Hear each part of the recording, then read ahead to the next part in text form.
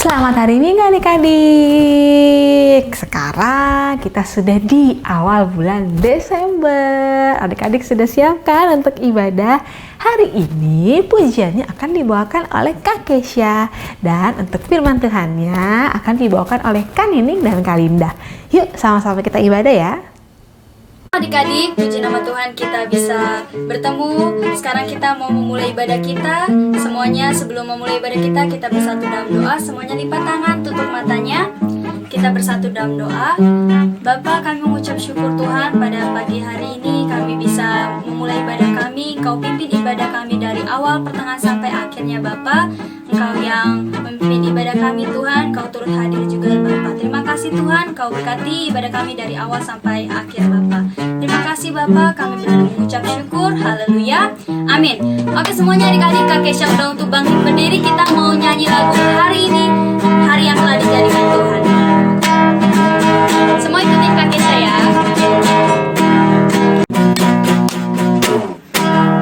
Hari ini, hari yang telah dijadikan Tuhan. Mari kita bersuka. Hari ini, hari yang telah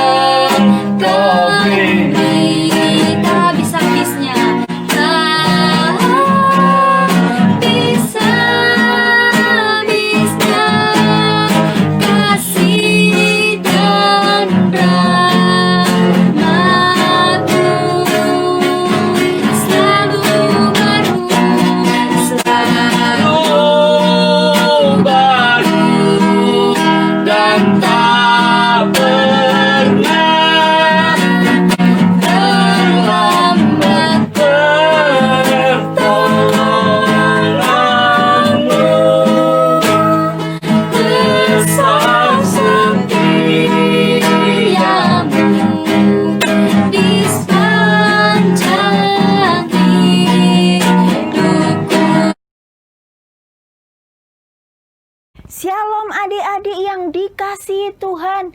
Nggak berasa ya, hari ini kita sudah memasuki bulan terakhir di tahun 2020. Bulan Desember. Aduh, memang tahun ini tahun yang berbeda ya mungkin buat kita semua. Kenapa? Karena tahun ini adik-adik merasakan ada di rumah terus sejak ada pandemi. Tapi tetap semangat. Kenapa? Karena Natal kali ini pastinya berkat Tuhan, damai sejahtera, sukacita Natal tetap ada bareng dengan kita semua. Percaya? Percaya. Semangat. Kita sudah 9 bulan ibadah online.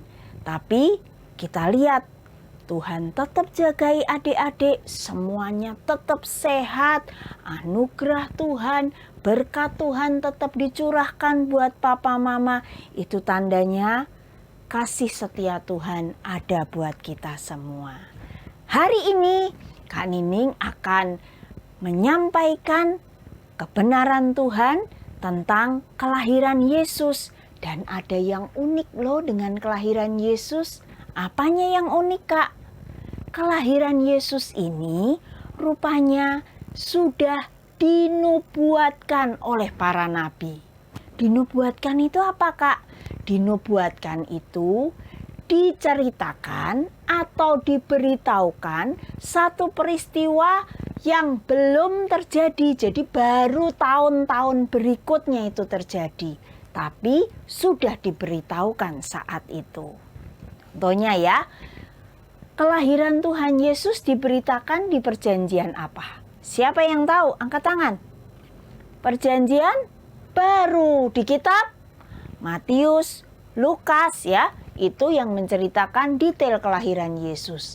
Tapi ternyata di perjanjian lama bertahun-tahun sebelum itu para nabi sudah tahu bahwa akan lahir Mesias, bahwa akan lahir juru selamat. Wah, hebat dong, Kak. Kok bisa sih orang bisa tahu apa yang akan terjadi di tahun akan datang atau masa-masa ke depan? Bisa. Caranya gimana sih, Kak? Kita harus akrab, dengar-dengaran suara Tuhan, baca firman, doa, mengerti maunya Tuhan apa ya. Supaya apa? Supaya Tuhan menyatakan apa yang akan terjadi di tahun-tahun yang akan datang. Memang tidak untuk semua orang Tuhan berikan pengetahuan ini ya. Tuhan pilih orang-orang yang benar, akrab, benar-benar dekat sama Tuhan, baru diberitahukan rahasia apa yang akan terjadi di tahun-tahun depan. Masa iya? Yuk kita mau buka di perjanjian lama, kitab Mika pasal yang kelima. Di situ diberitahukan bahwa Yesus akan lahir di Bethlehem. Kotanya sudah diberitahu. Wah, hebat ya. Iya, yuk kita sama-sama mau buka ya, mau baca. Di Mika pasal yang kelima, di situ diceritakan mengenai Raja Mesias dan penyelamatan Israel. Jadi Nabi Mika sudah tahu, Tuhan sudah beritahu bahwa akan lahir Raja Mesias dan ia ini akan menyelamatkan Israel. Ayatnya berbunyi begini. Tetapi engkau, hai Bethlehem Efrata, hai yang terkecil di antara kaum-kaum Yehuda, daripadamu akan bangkit bagiku seorang yang akan memerintah Israel, yang permulaannya sudah sejak purbakala, sejak dahulu kala. Nah, adik-adik, sudah diberitahu kan kotanya di mana kotanya? Kota Bethlehem. Nah, terus kira-kira apa lagi yang diberitahukan oleh para nabi mengenai Yesus ini? Satu kitab lagi di dalam Yesaya pasal yang ke-9. Yesaya pasal yang ke-9 di situ diceritakan mengenai kelahiran Raja Damai. Yesus itu disebut Raja Damai. Kak Nining mau bacakan ayatnya ya. Ayatnya bunyinya begini. Di sini diberitahukan sifat-sifat anak ini atau sebutan untuk Yesus itu apa saja. Sebab seorang anak telah lahir untuk kita, seorang putra telah diberikan untuk kita. Lambang pemerintahan ada di atas bahunya dan namanya disebutkan orang Penasehat Ajaib, Allah yang perkasa, Bapa yang kekal, Raja Damai. Dan benar, semua yang disampaikan baik oleh Nabi Mika, oleh Nabi Yesaya, semuanya terjadi tepat seperti apa yang mereka katakan saat kelahiran Yesus. Nah, adik-adik mungkin adik-adik bertanya ya, itu kan zaman dulu Kak di Alkitab. Sekarang ada nggak sih yang seperti itu? Ada. Wah, ada yang kelahirannya dinubuatkan? Ada. Ada orang yang sudah terlebih dahulu diberitahu sebelum kelahirannya. Siapa dia Kak? Adik-adik penasaran ya, pengen tahu ya? Adik-adik kenal kok orangnya. Mau dengar ceritanya? Yuk kita ikuti pengalaman atau kesaksian bagaimana kelahiran seseorang dinubuatkan. Silakan.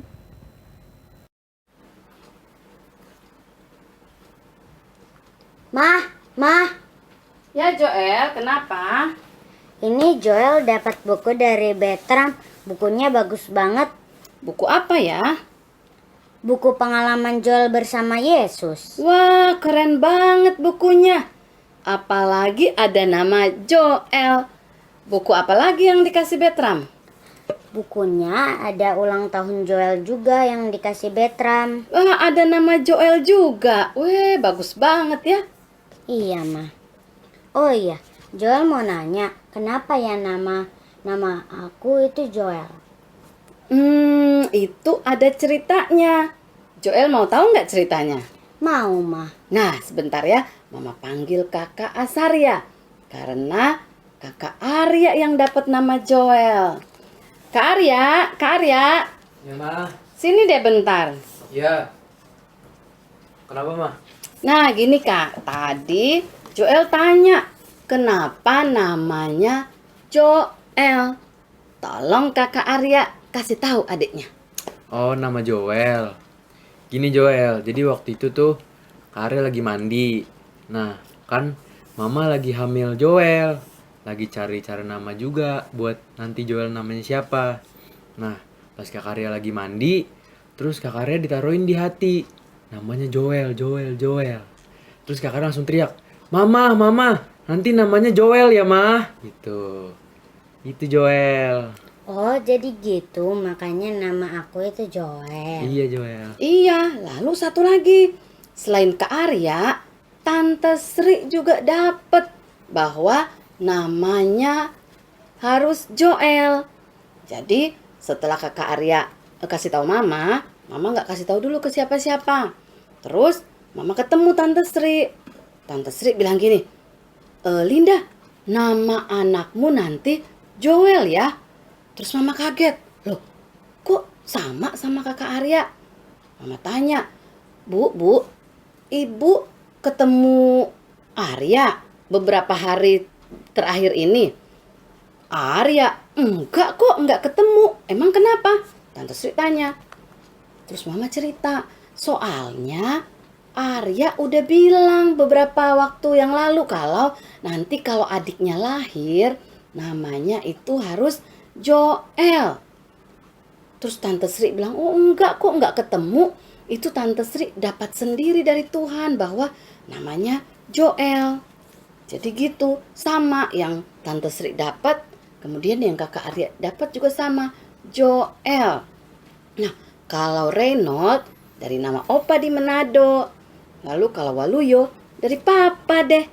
Gitu namanya Joel. Oh, pantesan kok nama aku itu Joel. Iya, jadi begitu ceritanya. Udah tahu kan sekarang? Udah. Iya, puji Tuhan ya.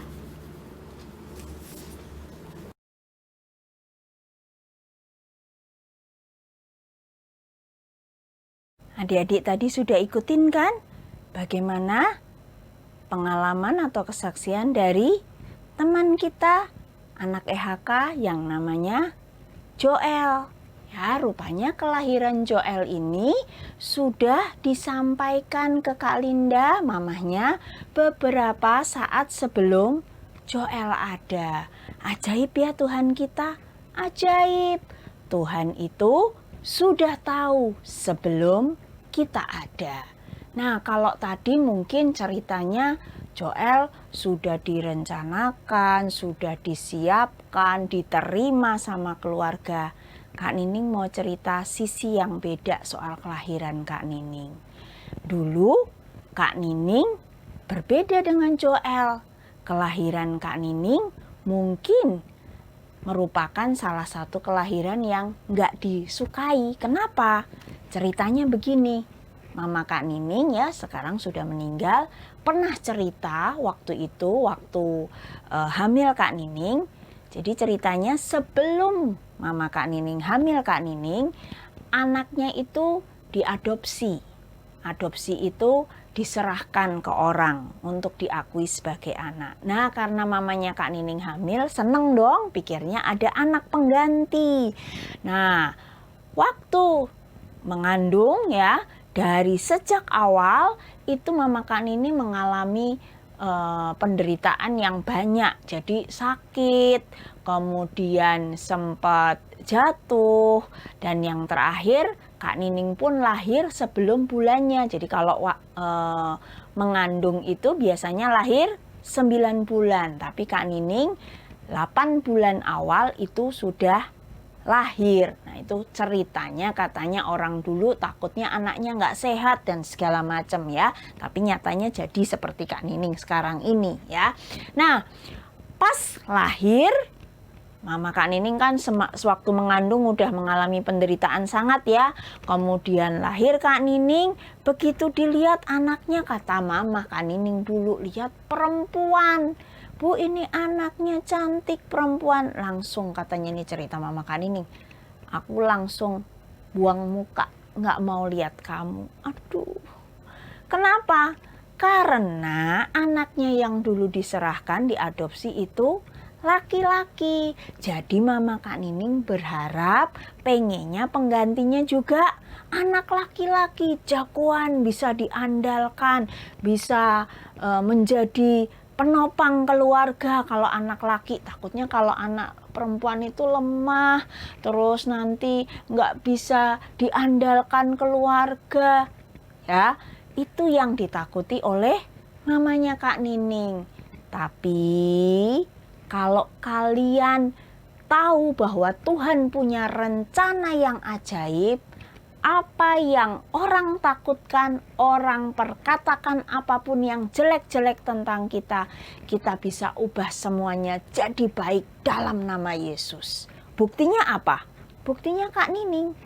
Jadi dari awal Mama Kak Nining kan sudah kecewa ya. Aduh, punya anak pengganti kok nggak laki tapi perempuan ya. Tapi apa yang terjadi? Kak Nining nih dari kecil ya, teman mainnya semuanya laki. Kenapa? Nggak tahu. Pokoknya teman main kalau sama perempuan kayaknya, ingat ya kalau perempuan kan kadang-kadang mainan, oh nggak seneng hati, terus minggir nggak suka mainan. Oh, lebih baper ya kalau anak perempuan. Nah, kan ini orangnya nggak suka begitu, lebih enak sama anak laki. Yuk, kali ini dulu waktu kecil mainnya apa? Main kelereng, main gundu, main layangan, ya kan? Ya, mainnya sama anak-anak cowok gitu kan.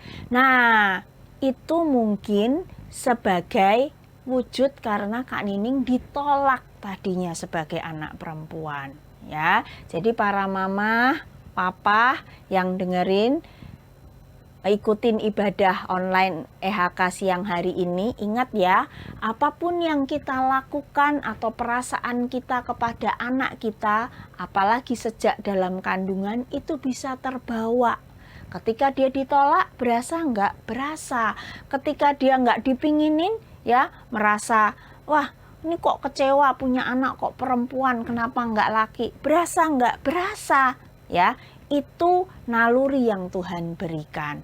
Jadi kalau anak-anaknya mungkin, kok anak saya punya sifat begini ya, punya sifat begini. Bisa konsultasi ke guru EHK atau mungkin ke hamba-hamba Tuhan. Kenapa ya? Mungkin dulunya ada anak-anak yang ditolak, tapi bisa nggak berubah? Bisa nggak jadi positif? Bisa. Ya, nah Kak Nining lanjut ceritanya. Akhirnya Kak Nining tumbuh dewasa dan ketika sudah bekerja, akhirnya karena mama Kak Nining punya anak cuman satu, Kak Nining ya penggantinya yang diadopsi atau yang diangkat anak, akhirnya umur 17 tahun meninggal kecelakaan. Jadi Kak Nining satu-satunya anak mama. Nah, Kak Nining lah yang jadi penopang keluarga, baik secara ekonomi, baik semua kebutuhan mama, kebutuhan keluarga, apapun permasalahan, Kak Nining yang harus menyelesaikan. Artinya apa? Apa yang ditakutkan mama Kak Nining nggak terjadi, terbukti Tuhan buat kebalikannya. Nah, ayo adik-adik, siapa yang di sini merasa, aduh Kak, aku kok dilahirkan di tengah keluarga yang gini, aku pengen yang di keluarga yang wow gitu loh, keluarga yang kaya, keluarga yang pengen apa-apa bisa punya, aku kok keluarganya susah. Tuhan tahu kamu ditempatkan di situ adalah sesuatu yang terbaik. Apa yang harus kamu lakukan? Berdoa, tugasmu di situ. Berdoa, minta berkat buat papa mama. Siapa tahu nanti papa mama mungkin hari ini susah payah mencari nafkah ya untuk kebutuhan kita. Tapi siapa tahu nanti adik-adik bisa berhasil, bisa menjadi orang sukses, bisa menjadi orang kaya, bisa sebaliknya. Adik-adik akan membantu orang tua, menopang keluarga. Itu Tuhan akan buktikan lewat hidup adik-adik. Yang penting adik-adik percaya apa? Tuhan sudah punya rencana sebelum adik-adik ada. Tema firman Tuhan hari ini, aku ada karena Dia, karena Yesus. Nah, yuk Kak Nining mau ajak kalian sekarang mengucapkan ayat hafalan atau kebenaran firman Tuhan hari ini. Terambil dari kitab mana? Galatia, pasal yang pertama. Galatia, pasal yang pertama, ayat 15. Kak Nining agak rubah sedikit supaya adik-adik bisa membacanya dengan pengertian kita semua ya, versi anak-anak bisa mengerti. Kak Nining akan bacakan, kita mau ikuti sama-sama ya. Kata-katanya ada di layar. 1, 2, 3. Tetapi Yesus telah memilih aku sejak kandungan ibuku dan memanggil aku oleh kasih karunia-Nya. Kita ulang sekali lagi. Sebutin alamatnya dulu ya.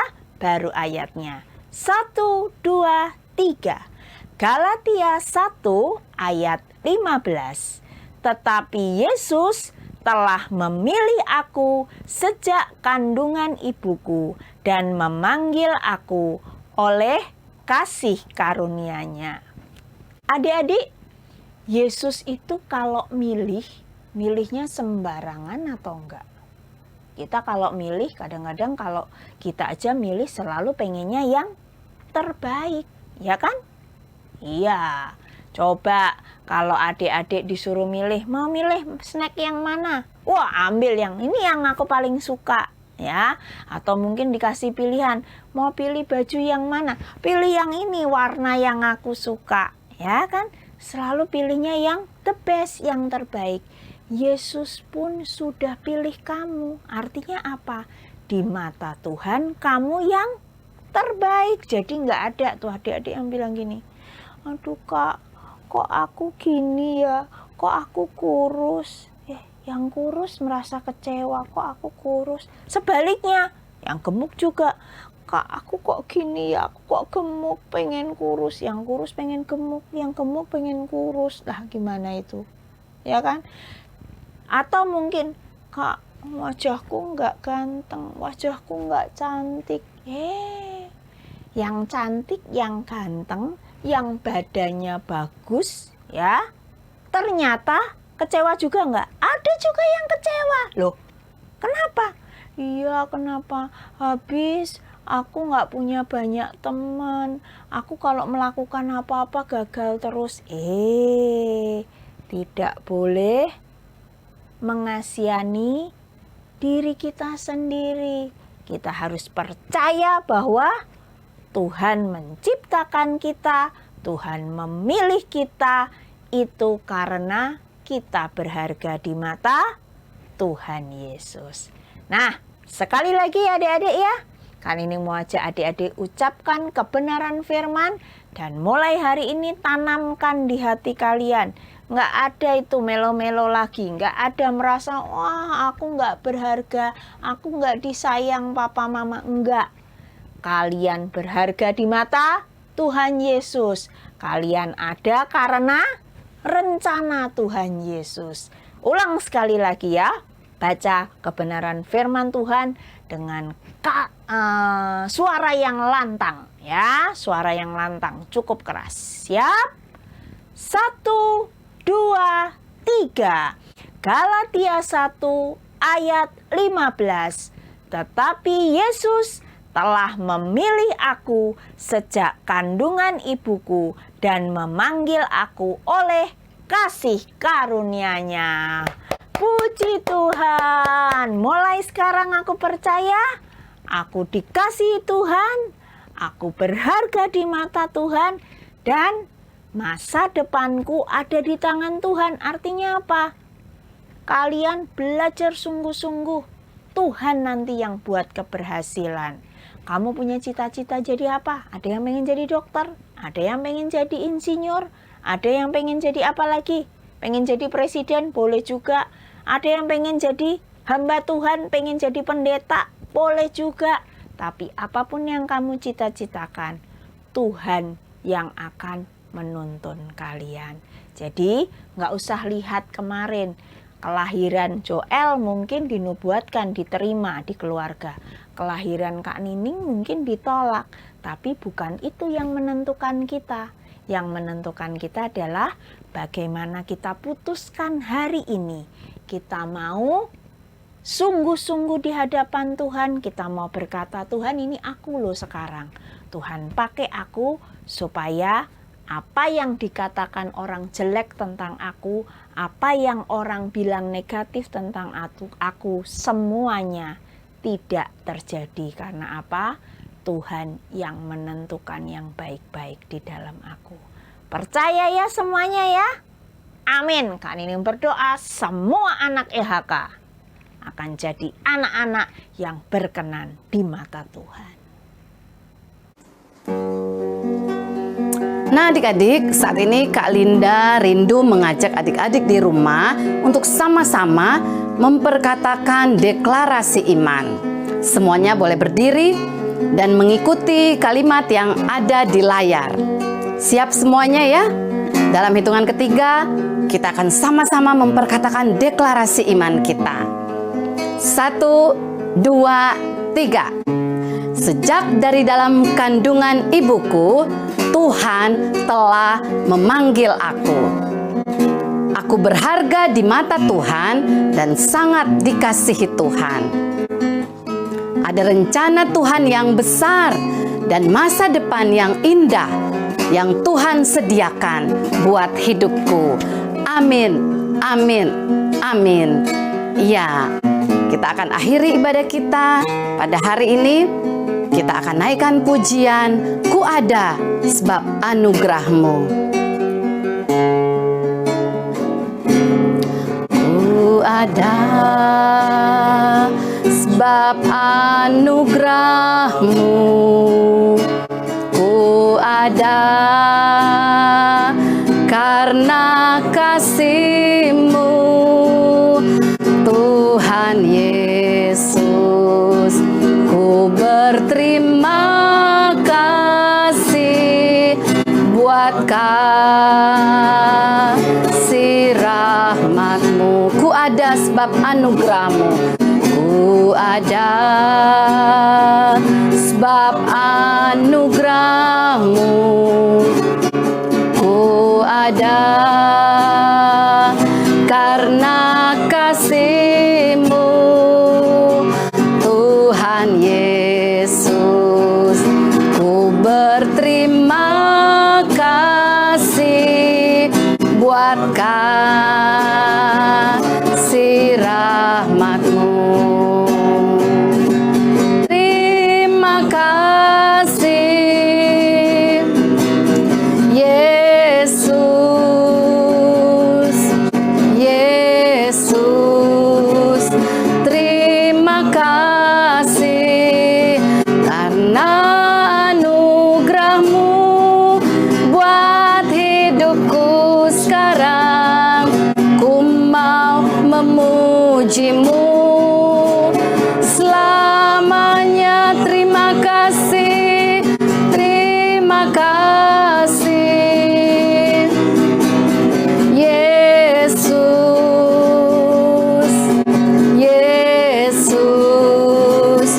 Terima kasih karena anugerah-Mu buat hidupku sekarang. Ku mau memuji-Mu selamanya. Ku mau memuji-Mu selamanya. Ku mau memuji-Mu selamanya.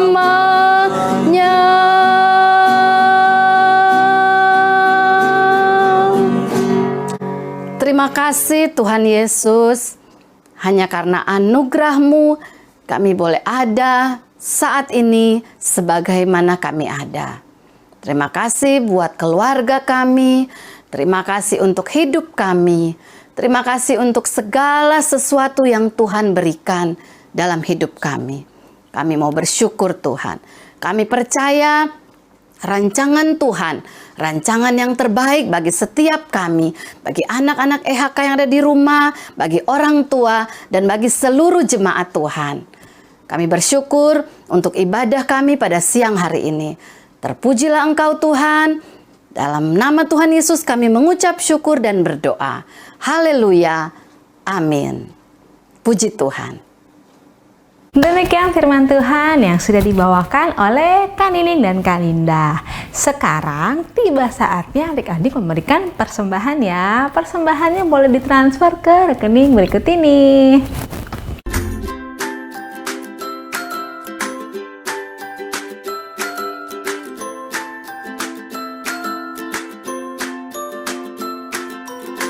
Terima kasih adik-adik untuk persembahannya. Tuhan Yesus memberkati. Dan sekarang kajian juga mau menagih nih. Nah, dan mengingatkan adik-adik untuk langsung mengirimkan videonya ya. Video yang sudah adik-adik buat dengan luar biasa, langsung kirim ke kajian. Untuk adik-adik yang baru ngikutin ibadah nih, kajian mau ingetin lagi ya, diulang pengumumannya minggu lalu.